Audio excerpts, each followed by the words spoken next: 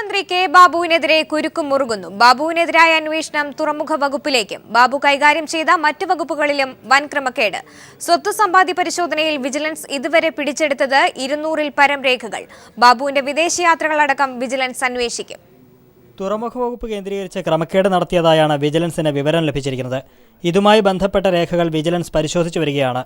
തൃപ്പൂണിത്തുറയിൽ ബാബുവിന്റെ ബിനാമി ബാബുറാമിന്റെ 20 ഏക്കറോളം വരുന്ന ഭൂമിയിലേക്ക് റോഡ് നിർമ്മിച്ചു നൽകിയത് തുറമുഖ വകുപ്പ് ഫണ്ട് ഉപയോഗിച്ചാണെന്നാണ് കണ്ടെത്തൽ.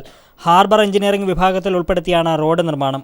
കൂടാതെ മന്ത്രിയായിരുന്ന സമയത്ത് വിദേശയാത്രകളെക്കുറിച്ചും വിജിലൻസ് പരിശോധിക്കുന്നുണ്ട്. സിംഗപ്പൂർ, കുവൈറ്റ് എന്നിവിടങ്ങളിലേക്ക് ഉൾപ്പെടെ യാത്ര നടത്തിയതിന് സർക്കാർ അനുമതി ഉണ്ടോ എന്നും ആരൊക്കെയായി കൂടിക്കാഴ്ച നടത്തിയിരുന്നു എന്നും വിജിലൻസ് അന്വേഷിക്കുന്നുണ്ട്. ഇതിനിടെ 45 ലക്ഷം രൂപയുടെ ആഡംബര കാർ വാങ്ങാൻ ചെലവഴിച്ച പണത്തിന്റെ ഒരു പങ്ക് പ്രമുഖ അബ്കാരിയുടെ അക്കൗണ്ടിൽ നിന്നാണെന്നും വിജിലൻസിന് വിവരം ലഭിച്ചിട്ടുണ്ട്. അത് സംബന്ധിച്ചും വിജിലൻസ് അന്വേഷിച്ചു വരികയാണ്. ബാബുവിന്റെ പാസ്പോർട്ട് ഉൾപ്പെടെ പിടിച്ചെടുത്ത രേഖകൾ മൂവാറ്റുപുഴ വിജിലൻസ് കോടതിയിൽ നേരത്തെ സമർപ്പിച്ചിരുന്നു. ഇവ തിരികെ വാങ്ങിയ ശേഷം വിശദമായ പരിശോധന നടത്തും. ഒരാഴ്ചയ്ക്കകം രേഖകളുടെ പരിശോധന പൂർത്തിയാക്കി ചോദ്യം ചെയ്യൽ നടപടികളിലേക്ക് കടക്കാനാണ് വിജിലൻസിന്റെ തീരുമാനം. News bureau, Kochi. സൗമ്യ വധക്കേസിൽ വഴിത്തിരിവ്. ഗോവിന്ദചാമി സൗമ്യയെ ട്രെയിനിൽ നിന്ന് തള്ളിയിട്ടതിന് തെളിവെവിടെയെന്ന് സുപ്രീം കോടതി. ഗോവിന്ദചാമി സൗമ്യയെ കൊലപ്പെടുത്തിയെന്ന് കോടതിയെ ബോധ്യപ്പെടുത്തണമെന്നും സുപ്രീം കോടതി. വധശിക്ഷയ്ക്കെതിരായ ഹർജിയിൽ വാദം കേൾക്കവെയാണ് സുപ്രീം കോടതി നിർണായക ചോദ്യങ്ങൾ ഉന്നയിച്ചത്. കേരളത്തെ പിടിച്ചുകുലുക്കിയ സൗമ്യ വധക്കേസിലാണ് കൃത്യമായ തെളിവുകളുടെ അഭാവം സുപ്രീം കോടതി ചൂണ്ടിക്കാട്ടിയത്. കൊലപാതകത്തിനു മുമ്പ് സൗമ്യ ബലാത്സംഗത്തിന് ഇരയായി എന്ന് ശാസ്ത്രീയമായി അംഗീകരിച്ച സുപ്രീം കോടതി പക്ഷേ കൊലപാതക കുറ്റം പൂർണ്ണമായും അംഗീകരിച്ചില്ല. ഗോവിന്ദചാമി വധിച്ചതിന് കൂടുതൽ തെളിവുകൾ വേണം. സൗമ്യയെ ട്രെയിനിൽ നിന്നും തള്ളിയിട്ടതിന് തെളിവുണ്ടോയെന്നും കോടതി ആരാഞ്ഞു. സൗമ്യ സഞ്ചരിച്ചിരുന്ന ബോഗിക്ക് സമീപമുള്ള ജനറൽ കമ്പാർട്ട്മെന്റിലെ വാതിലിൽ നിന്ന് ഒരാളുടെ സാക്ഷിമൊഴിയാണുള്ളത്. ട്രെയിനിൽ നിന്നും ചാടുന്നത് കണ്ടു എന്നാണ് സാക്ഷിമൊഴി. ഇത് തള്ളിയിട്ടതാണോ അതോ സൗമ്യ സ്വയം ചാടിയതാണോ എന്ന് സുപ്രീം കോടതി ആരാഞ്ഞു. മരണകാരണമായി ചൂണ്ടിക്കാണിക്കപ്പെടുന്ന തലക്കേറ്റ മുറിവ് വീഴ്ചയിലും സംഭവിക്കാം. അത് ഗോവിന്ദചാമി കല്ലുകൊണ്ടിടിച്ചുണ്ടാക്കിയ മുറിവാണോ എന്ന് വ്യക്തമാക്കണമെന്നും ജസ്റ്റിസ് രഞ്ജൻ ഗൊഗോയ് അധ്യക്ഷനായ ബെഞ്ച് ചോദിച്ചു. സാഹചര്യ തെളിവുകൾ മാത്രമാണ് കൊലപാതക കുറ്റം തെളിയിക്കാനായുള്ളത്. പ്രോസിക്യൂഷനു വേണ്ടി മുതിർന്ന അഭിഭാഷകൻ തോമസ് പി ജോസഫ് ഹാജരായി. ഗോവിന്ദചാമിയുടെ അഭിഭാഷകന്റെ വാദവും പൂർത്തിയായതിനെ തുടർന്ന് വിധി പറയാൻ കേസ് മാറ്റി. വധശിക്ഷ റദ്ദാക്കണമെന്നാവശ്യപ്പെട്ട് ഗോവിന്ദചാമിയാണ് സുപ്രീം കോടതിയെ സമീപിച്ചത്. 2011 ഫെബ്രുവരി 1-നാണ് കൊച്ചി ഷൊർണൂർ പാസഞ്ചർ ട്രെയിനിലെ യാത്രക്കാരിയായ സൗമ്യ വധിക്കപ്പെട്ടത്. News bureau, Delhi. ഗോവിന്ദചാമിയെ രക്ഷിക്കാൻ ശ്രമം നടക്കുന്നതായി സൗമ്യയുടെ അമ്മ. കേസിന്റെ വിശദാംശങ്ങൾ അറിയാവുന്നത് അഡ്വക്കേറ്റ് സുരേഷിനെന്നും സുരേഷിന് സുപ്രീം കോടതി അഭിഭാഷകനാക്കണമെന്നും സൗമ്യയുടെ അമ്മ. കേസിൽ തെളിവില്ലെന്ന വാദം തെറ്റാണ്. സൗമ്യയുടെ ശരീരത്തിൽ നിന്നടക്കം തെളിവുകൾ ലഭിച്ചിരുന്നതായും സൗമ്യയുടെ അമ്മ പറഞ്ഞു. ഗോവിന്ദചാമി ഒരിക്കലും പുറത്തിറങ്ങരുത്. നമുക്ക് വേണ്ടത് ഹൈക്കോടതി വാദിച്ച സുരേഷൻ വക്കീൽ തന്നെ സുപ്രീം കോടതി വാദത്തിന് വരണം. ഈ കേസ് അന്വേഷിച്ച സാറുമാരും എല്ലാവരും അവിടെ എത്തണം. ഇത് തെളിവില്ല എന്ന് പറഞ്ഞത് എന്തേന്നുള്ളത് എനിക്കും അറിയാതെ ഇപ്പൊ ഞാനിരിക്കുന്നത്. ഒരു അമ്മയുടെ വിഷമം എന്താണെന്നും കൂടി മനസ്സിലാക്കണം. ഏത് കോടതി വാദിക്കുകയാണെങ്കിലും ഒരു അമ്മയുടെ വേദന എന്താണെന്ന് മനസ്സിലാക്കണം. മുഖ്യമന്ത്രി പിണറായി വിജയൻ അധ്യക്ഷനായി സ്മാർട്ട് സിറ്റി ഡയറക്ടർ ബോർഡ് പുനഃസംഘടിപ്പിച്ചു. സ്മാർട്ട് സിറ്റിയുടെ നിർമ്മാണ പുരോഗതി തൃപ്തികരമാണെന്ന് ഡയറക്ടർ ബോർഡ് യോഗം വിലയിരുത്തി. പദ്ധതി 2020-ൽ പൂർത്തിയാകുമെന്ന് vice chairman Jabir bin Hafiz അറിയിച്ചു. കൊച്ചി സ്മാർട്ട് സിറ്റി പദ്ധതിയുടെ ത്രൈമാസ അവലോകനത്തിനായാണ് മുഖ്യമന്ത്രി പിണറായി വിജയന്റെ അധ്യക്ഷതയിൽ സ്മാർട്ട് സിറ്റി ഡയറക്ടർ ബോർഡ് യോഗം ചേർന്നത്. 2 സർക്കാരുകൾ തമ്മിലുള്ള കരാറായതിനാലുണ്ടാകുന്ന സ്വാഭാവിക കാലതാമസം മാത്രമാണ് ആദ്യഘട്ടത്തിലുണ്ടായതെന്നും നിലവിൽ പദ്ധതി വേഗത്തിൽ പുരോഗമിക്കുന്നുണ്ടെന്നും smart city vice chairman Jabir bin Hafiz പറഞ്ഞു. Both governments are keen to complete this project and we're going to complete it. We need to ensure that before or by 2020 the final shape of that project is completed, and by next year we will give you the progress of phase 3. ആദ്യഘട്ടം പൂർത്തിയായതോടെ 5000 പേർക്ക് തൊഴിൽ ലഭിക്കുമെന്നും അദ്ദേഹം വ്യക്തമാക്കി. യോഗത്തിൽ smart city ചെയർമാനായി മുഖ്യമന്ത്രിയെ തെരഞ്ഞെടുത്തു. MA യൂസഫലി ബോർഡിലെ പ്രത്യേക ക്ഷണിതാവായി തുടരും. MD Baju George, principal secretary M Sivasankar തുടങ്ങിയവരും യോഗത്തിൽ പങ്കെടുത്തു. News bureau, Thiruvananthapuram.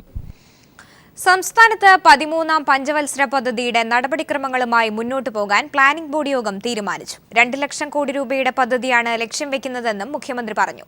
സംസ്ഥാനത്തെ വികസനത്തിലേക്ക് നയിക്കുക എന്നതിനാണ് പദ്ധതിയിൽ പ്രഥമ പരിഗണനയെന്നും മുഖ്യമന്ത്രി വ്യക്തമാക്കി. സമ്പൂർണ്ണ പ്ലാനിംഗ് ബോർഡ് യോഗ തീരുമാനങ്ങൾ തിരുവനന്തപുരത്ത് വിശദീകരിക്കുകയായിരുന്നു മുഖ്യമന്ത്രി പിണറായി വിജയൻ. LDF സർക്കാർ അധികാരത്തിലെത്തി സംസ്ഥാന പ്ലാനിംഗ് ബോർഡ് പുനഃസംഘടിപ്പിച്ച ശേഷമുള്ള സമ്പൂർണ്ണ പ്ലാനിംഗ് ബോർഡ് യോഗം മുഖ്യമന്ത്രിയുടെ അധ്യക്ഷതയിലാണ് ചേർന്നത്. 13ാം പഞ്ചവത്സര പദ്ധതി തയ്യാറാക്കുന്ന നടപടിക്രമങ്ങൾക്ക് യോഗം അന്തിമ രൂപം നൽകിയെന്ന് മുഖ്യമന്ത്രി പിണറായി വിജയൻ പറഞ്ഞു. പദ്ധതി അടങ്കൽ സംബന്ധിച്ച് അന്തിമ തീരുമാനം 2 മാസത്തിനുള്ളിൽ തന്നെ എടുക്കാൻ കഴിയും. 2 ലക്ഷം കോടി രൂപയുടെ പദ്ധതിയാണ് ലക്ഷ്യം വെക്കുന്നത്. പദ്ധതിയുടെ വിഭാവനത്തിനായി വിവിധ മേഖലകളിൽ വർക്കിംഗ് ഗ്രൂപ്പുകൾ രൂപീകരിക്കും. ജനങ്ങളുടെ പങ്കാളിത്തത്തോടെ പദ്ധതി നടപ്പാക്കാൻ ഉദ്ദേശിക്കുന്നതിനാൽ കേന്ദ്ര പദ്ധതിയുടെ പ്രായോഗിക വിഷമതകൾ നേരിടേണ്ടി വരില്ല. കേന്ദ്രാവിഷ്കൃത പദ്ധതിയായ നീതി ആയോഗ് ഏറ്റെടുത്ത് നടപ്പാക്കും. ഓരോ പദ്ധതിയുമായി ബന്ധപ്പെട്ട കാര്യങ്ങളിലെ മാനദണ്ഡങ്ങളിൽ മാറ്റം വരുത്തേണ്ടതുണ്ടെന്നും മുഖ്യമന്ത്രി യോഗ തീരുമാനങ്ങൾ വിശദീകരിച്ച് വ്യക്തമാക്കി. 13ാം പദ്ധതിയുടെ പ്രഥമ പരിഗണന നമ്മുടെ സംസ്ഥാനത്തെ വലിയ തോതിൽ വികസനത്തിലേക്ക് നയിക്കുക എന്നുള്ളതിനായിരിക്കും. ആ വികസനം എന്നത് നേരത്തെ തന്നെ പ്രഖ്യാപിച്ചിട്ടുള്ളതുപോലെ തൊഴിൽ രംഗത്ത് വികസനം വേണം, സാമൂഹ്യ നീതിയിൽ അധിഷ്ഠിതമായ വികസനമാണ് വേണ്ടത്. അത്തരത്തിലുള്ള വികസനത്തിനാണ് മുൻതൂക്കം കൊടുക്കുക. മന്ത്രിമാരായ doctor Thomas Isaac, Kadannappally Ramachandran, E Chandrasekharan, planning board vice chairman VK Ramachandran, chief secretary എന്നിവരും യോഗത്തിൽ സംബന്ധിച്ചു. News bureau, Thiruvananthapuram. ഇന്ത്യയുടെ സ്വന്തം ക്രയോജനിക് എഞ്ചിൻ GSLV F5ന്റെ വിക്ഷേപണം വിജയകരം. കാലാവസ്ഥാ നിരീക്ഷണ ഉപഗ്രഹമായ INSAT-3DR ഭ്രമണപഥത്തിലെത്തി. റോക്കറ്റിലേക്ക് ഇന്ധനം എത്തിക്കുന്ന പൈപ്പിൽ ചെറിയ തകരാർ കണ്ടെത്തിയതിനെ തുടർന്ന് അവസാന നിമിഷം വിക്ഷേപണ സമയം 40 മിനിറ്റ് ദീർഘിപ്പിച്ചത് ആശങ്കയുണ്ടാക്കി. GSLV F5ന്റെ വിജയം ഇന്ത്യയുടെ ചന്ദ്രയാൻ ദൗത്യത്തിന് പുതിയ പ്രതീക്ഷകളേകുകയാണ്. തിരുവനന്തപുരത്തെ BJP ഓഫീസ് ആക്രമിച്ച സംഭവത്തിൽ കേന്ദ്ര സർക്കാർ റിപ്പോർട്ട് തേടിയ നടപടി നൂറ്റാണ്ടിലെ ഏറ്റവും രസകരമായ സംഭവമെന്ന് EP ജയരാജൻ. നാളെ കുമ്മനം ഉൾപ്പെടെയുള്ളവർ സമൂഹത്തോട് മാപ്പ് പറയേണ്ടി വരും. കേന്ദ്ര സർക്കാരും BJPയും ഉന്നത നിലവാരം പുലർത്തണമെന്നും ജയരാജൻ പറഞ്ഞു. അത് ഈ വർഷത്തെ ഏറ്റവും വലിയ രസകരമായിട്ടുള്ള ഒരു വിശദീകരണം ചോദിക്കലായിരിക്കും. ഇപ്പം നിങ്ങൾക്കൊക്കെ ബോധ്യമായില്ലേ എന്താ സംഭവിച്ചിട്ടുള്ളത് എന്നുള്ളത്? ഇത് ഏതെങ്കിലും ഒരു രാഷ്ട്രീയ പാർട്ടിയോ ആരെങ്കിലും അറിഞ്ഞുകൊണ്ട് നടന്നിട്ടുള്ളതാണ്. ഒരു പാതിരാനേരത്ത് ഒരാൾ ഒരു ബ്രേക്കിൽ ഇങ്ങനെ പോകുന്നു, ഒന്ന് എഴുതുന്നു എന്നുള്ളത് ഇപ്പോഴുള്ള അന്വേഷണത്തിൽ വന്നില്ലേ? അന്വേഷണം നടക്കട്ടെ, ശരിയായ നിലയിൽ തന്നെ അന്വേഷണം നടന്ന് കുറ്റവാളിയെ കണ്ടെത്തും. പക്ഷെ ഒരു ഗവൺമെൻറ്, ഇന്ത്യ ഗവൺമെൻറ്റിൻ്റെ ഉയർന്ന നിലവാരത്തിൽ ചിന്തിക്കണം. ഒരു ഇന്ത്യയിൽ ഭരിക്കുന്നൊരു പാർട്ടി എന്നുള്ള നിലയിൽ BJPയുടെ നേതാക്കൾ ആ ഉന്നത നിലവാരം പുലർത്തണം. നാളെ അവർ ഇന്ന് പറഞ്ഞതിനൊക്കെ ദുഃഖിക്കേണ്ടി വരും, ജനങ്ങളുടെ മുമ്പാകെ പരസ്യമായി മാപ്പ് പറയേണ്ടി വരും. അത് വരാതിരിക്കാൻ അവർ ശ്രദ്ധിക്കുന്ന അവർക്ക് നല്ലത്. ഭരണപരിഷ്കാര സമിതി അധ്യക്ഷ സ്ഥാനം അറിയിക്കുന്നതിനനുസരിച്ച് ചുമതലയേൽക്കുമെന്ന് VS അച്യുതാനന്ദൻ മാധ്യമങ്ങളോട് പറഞ്ഞു.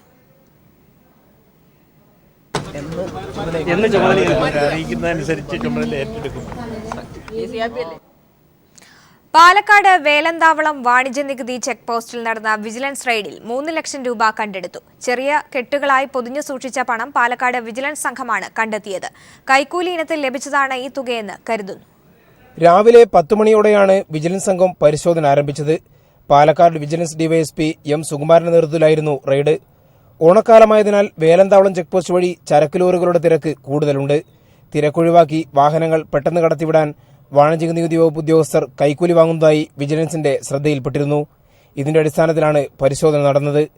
ചെറിയ കെട്ടുകളാക്കി പൊതിഞ്ഞു സൂക്ഷിച്ച നിലയിലായിരുന്നു പണം. കൈക്കൂലിയായി ലഭിച്ച പണം ഉദ്യോഗസ്ഥർക്ക് വീതിച്ചെടുക്കാൻ പാകത്തിൽ വെച്ചതാണെന്ന് കരുതുന്നു. ഡ്യൂട്ടിയിലുണ്ടായിരുന്ന ഇൻസ്പെക്ടർമാരായ Prabhakaran, N Naseem, clerical assistant Moideen, office assistant Mohan എന്നിവർക്കെതിരെ വിജിലൻസ് നടപടിക്ക് ശുപാർശ ചെയ്തതായി DYSP M സുകുമാരൻ പറഞ്ഞു. ഇപ്പോൾ ഓണക്കാലം കൊണ്ട് കഴിഞ്ഞ 2 ആഴ്ച ഞങ്ങൾ വാച്ച് ചെയ്യായിരുന്നു. കൂടുതൽ വാഹനങ്ങൾ ഈ വഴി കടന്നു പോകുന്നുണ്ടായിരുന്നു. അതിൽ ഇ പേയ്മെന്റ് ഉൾപ്പെടെയുള്ള കാര്യങ്ങൾ ചെയ്യുമ്പോൾ അതിന്റെ കൂടെ ഈ ബ്രൈബും കളക്ട് ചെയ്തുകൊണ്ടാണ് ഈ നടക്കുന്നത്. ചെറിയ ചെറിയ ബണ്ടിലാക്കി ഓഫീസിനകത്ത് പല ഭാഗത്തും വയ്ക്കും. ഡ്യൂട്ടി കഴിഞ്ഞ് പോകുമ്പോൾ അവർ പോകും. ചൊവ്വാഴ്ച രാവിലെ 8 മണി മുതൽ ഇന്ന് രാവിലെ 8 മണി വരെയുള്ള 48 മണിക്കൂർ സമയത്തിനുള്ളിൽ ലഭിച്ച പണമാണിത്. ഇതേസമയം നികുതി ഇനത്തിൽ സർക്കാരിലേക്ക് ലഭിച്ചത് 71,200 രൂപയും. News bureau, Palakkad. Micro finance തട്ടിപ്പ് കേസ് റദ്ദാക്കണമെന്ന ആവശ്യവുമായി വെള്ളാപ്പള്ളി ഹൈക്കോടതിയിൽ. തനിക്കെതിരായ കേസ് നിലനിൽക്കില്ല എന്നും വെള്ളാപ്പള്ളി. വിവരങ്ങളുമായി ഇപ്പോൾ സാലി മുഹമ്മദ് ചേരുന്നുണ്ട്. സാലി, എന്തൊക്കെയാണ് വിവരങ്ങൾ? സ്വാമി, തനിക്കെതിരെയുള്ള എഫ്ഐആർ റദ്ദാക്കണമെന്നാണ് വെള്ളാപ്പള്ളിയിലെ ഹർജിയിലെ പ്രധാന ആവശ്യം. ഇടപാടിൽ തനിക്ക് നേരിട്ട് പങ്കില്ല. പിന്നോക്ക വികസന കോർപ്പറേഷനിൽ നിന്ന് വായ്പ എടുക്കാൻ അനുമതി ആവശ്യപ്പെട്ട് യൂണിയനുകൾ നൽകിയ അപേക്ഷ അംഗീകരിക്കുക മാത്രമാണ് ചെയ്തത്. ഈ സാഹചര്യത്തിൽ തനിക്കെതിരെയുള്ള എഫ്ഐആർ നിലനിൽക്കില്ല എന്നാണ് വെള്ളാപ്പള്ളി പറയുന്നത്. ഒപ്പം അറസ്റ്റും ചോദ്യം ചെയ്യലും ഉൾപ്പെടെയുള്ള നടപടികൾ ഒഴിവാക്കണമെന്നും ആവശ്യപ്പെട്ടിട്ടുണ്ട്. മൈക്രോ ഫിനാൻസ് ഇടപാടിൽ പിന്നോക്ക വികസന കോർപ്പറേഷൻ നൽകിയ കുറഞ്ഞ ശതമാനം പലിശയ്ക്ക് നൽകിയ തുക വലിയ 15% പലിശയ്ക്ക് താഴെത്തട്ടിൽ വിതരണം ചെയ്തത് സംബന്ധിച്ച് VS ആണ് വിജിലൻസിനെ സമീപിച്ചത്. അതിൽ വിജിലൻസിന്റെ തിരുവനന്തപുരം യൂണിറ്റ് എഫ്ഐആർ രജിസ്റ്റർ ചെയ്തിരിക്കുകയാണ്.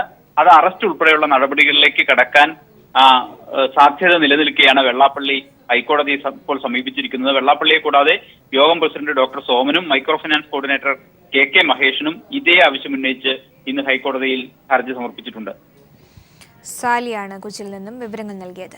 ചരക്ക് സേവന നികുതി ബില്ലിൽ രാഷ്ട്രപതി പ്രണബ് മുഖർജി ഒപ്പുവെച്ചു. നേരത്തെ ബില്ലിന് പാർലമെന്റും രാജ്യത്തെ പകുതി സംസ്ഥാനങ്ങളും അംഗീകാരം നൽകിയിരുന്നു. ഇതോടെ രാജ്യത്ത് ചരക്ക് സേവന നികുതി ബിൽ നിയമമായി 2017 ഏപ്രിൽ 1 GST നിലവിൽ വരും. ആസിയാൻ ഉച്ചകോടിയിൽ പാകിസ്ഥാനെതിരെ ആഞ്ഞടിച്ച് പ്രധാനമന്ത്രി നരേന്ദ്രമോദി. തീവ്രവാദം കയറ്റുമതി ചെയ്യുന്ന അയൽരാജ്യത്തെ ഒറ്റപ്പെടുത്തുകയും ഉപരോധം ഏർപ്പെടുത്തുകയും വേണമെന്ന് പ്രധാനമന്ത്രി നരേന്ദ്രമോദി പറഞ്ഞു. ഉച്ചകോടിക്കിടെ അമേരിക്കൻ പ്രസിഡന്റ് ബരാക് ഒബാമയുമായി പ്രധാനമന്ത്രി നരേന്ദ്രമോദി കൂടിക്കാഴ്ച നടത്തി. മുംബൈ ഭീകരാക്രമണത്തിന്റെ മുഖ്യ സൂത്രധാരൻ സാക്കിർ റഹ്മാൻ ലഖ്വി ഉൾപ്പെടെ 7 ഭീകരർക്ക് പാക് കോടതി നോട്ടീസ് അയച്ചു. ഭീകരർ ഇന്ത്യൻ തീരത്ത് എത്താൻ ഉപയോഗിച്ച ബോട്ട് പരിശോധിക്കണമെന്ന ഹർജി പരിഗണിച്ചാണ് കോടതി നടപടി. സെപ്റ്റംബർ 22-നകം നോട്ടീസിന് മറുപടി നൽകാനാണ് ഉത്തരവ്. കറാച്ചിയിൽ നിന്ന് മുംബൈ തീരത്തേക്ക് ഭീകരർ എത്തിയ ബോട്ടിന്റെ പരിശോധനാ നടപടി പൂർത്തിയാക്കണമെന്ന ഹർജി പരിഗണിച്ചാണ് ഇസ്ലാമാബാദ് തീവ്രവാദ വിരുദ്ധ കോടതിയുടെ നടപടി. അൽഹൌസ് എന്ന ഈ ബോട്ടിലാണ് 166 പേരെ കൊലപ്പെടുത്തിയ 2008 മുംബൈ ഭീകരാക്രമണത്തിനായി ഭീകരർ മുംബൈ തീരത്തേക്ക് എത്തിയത്. തീവ്രവാദികൾ ഇന്ത്യയിലെത്താൻ ഉപയോഗിച്ച ഈ ബോട്ട് പരിശോധിക്കണമെന്നാവശ്യപ്പെട്ട് സമർപ്പിച്ച ഹർജിയിലാണ് നോട്ടീസ് അയച്ചിരിക്കുന്നത്. ആക്രമണത്തിന്റെ മുഖ്യ സൂത്രധാരൻ സാക്കിർ റഹ്മാൻ ലഖ്വി ഉൾപ്പെടെ 7 പേർക്കാണ് നോട്ടീസ്. ഈ മാസം 22-നകം നിലപാട് അറിയിക്കാനാണ് കുറ്റാരോപിതരോടും പ്രോസിക്യൂഷനോടും കോടതി ആവശ്യപ്പെട്ടിരിക്കുന്നത്. നിലവിൽ കറാച്ചിയിലെ പാക് അധികൃതരുടെ പക്ഷമാണ് ബോട്ട്. നേരത്തെ ലാഹോർ കോടതി സാക്കിർ റഹ്മാൻ ലഖ്വിയെ കുറ്റവിമുക്തനാക്കിയിരുന്നു. ഇതിന് പിന്നാലെയാണ് ഇപ്പോൾ തീവ്രവാദ വിരുദ്ധ കോടതി ലഖ്വിക്ക് നോട്ടീസ് അയച്ചിരിക്കുന്നത് എന്നതാണ് ശ്രദ്ധേയം. മറ്റ് 6 ഭീകരർ റാവൽപിണ്ടിയിലെ ജയിലിലാണ്. നേരത്തെ ഭീകരാക്രമണത്തെക്കുറിച്ച് അന്വേഷിക്കാൻ നിയോഗിച്ച കമ്മീഷന് ബോട്ട് പരിശോധിക്കാനുള്ള അനുമതി വിചാരണ കോടതി നിഷേധിച്ചിരുന്നു. വിചാരണ കോടതിയുടെ ഉത്തരവ് ഇസ്ലാമാബാദ് ഹൈക്കോടതി റദ്ദാക്കുകയും ചെയ്തു. 6 വർഷമായി വിചാരണ വൈകുന്ന കേസിൽ പാകിസ്ഥാൻ നീതി നിഷേധിക്കുകയാണെന്ന് കഴിഞ്ഞ ദിവസം അമേരിക്കയും ആരോപിച്ചിരുന്നു. News bureau, Delhi. ഓണക്കാഴ്ചകൾ. സംസ്ഥാന സർക്കാരിന്റെ ഓണാഘോഷത്തിനുള്ള ഒരുക്കങ്ങൾ പൂർത്തിയാകുന്നു. സെപ്റ്റംബർ 12-ന് മുഖ്യമന്ത്രി പിണറായി വിജയൻ പരിപാടികൾ ഉദ്ഘാടനം ചെയ്യും. തിരുവനന്തപുരത്ത് 30 വേദികളിലായാണ് പരിപാടികൾ നടക്കുക. സെപ്റ്റംബർ 12 മുതൽ 18 വരെ വിപുലമായ പരിപാടികളോടെയാണ് സംസ്ഥാന സർക്കാരിന്റെ ഓണാഘോഷം. നിശാഗന്ധി ഓഡിറ്റോറിയത്തിൽ മുഖ്യമന്ത്രി പിണറായി വിജയൻ ഔപചാരിക ഉദ്ഘാടനം നിർവഹിക്കും. പ്രധാന വേദികളിൽ വൈവിധ്യമാർന്ന കലാപരിപാടികൾ, വർണ്ണശബളമായ ഘോഷയാത്ര, ഭക്ഷ്യമേളകൾ, ഭിന്നശേഷിയുള്ളവരുടെ കലാപരിപാടികൾ, ഫോട്ടോ, ചിത്ര പ്രദർശനങ്ങൾ തുടങ്ങിയവ ആഘോഷ പരിപാടികളിൽ ഉൾപ്പെടുന്നു. അത് മനോഹരമായ രീതിയിൽ നിർവഹിക്കാൻ വേണ്ടി സ്ഥാപനങ്ങൾ ഉൾപ്പെടെയുള്ള ആളുകളെല്ലാം തയ്യാറായിട്ടുണ്ട്. അതിൻ്റെ തയ്യാറെടുപ്പുകൾ നടന്നുകൊണ്ടിരിക്കുകയാണ്. തിരുവോണ ദിവസം നിശാഗന്ധിയിൽ മറ്റ് നല്ല കലാപരിപാടികൾക്കൊപ്പം ഭിന്നശേഷിയുള്ള ആളുകളുടെ കലാപരിപാടികൾക്ക് അവതരണത്തിന് വേദി കൂടിയായത് മാറണം എന്ന് തീരുമാനിച്ചിട്ടുണ്ട്. ആ രീതിയിൽ പരിപാടി നിശ്ചയിച്ചിട്ടുണ്ട്. പരിസ്ഥിതി സൗഹാർദ്ദവും സാമൂഹ്യ പ്രതിബദ്ധതയുമുള്ള പരിപാടികൾക്കാണ് പ്രാമുഖ്യം. News bureau, Thiruvananthapuram.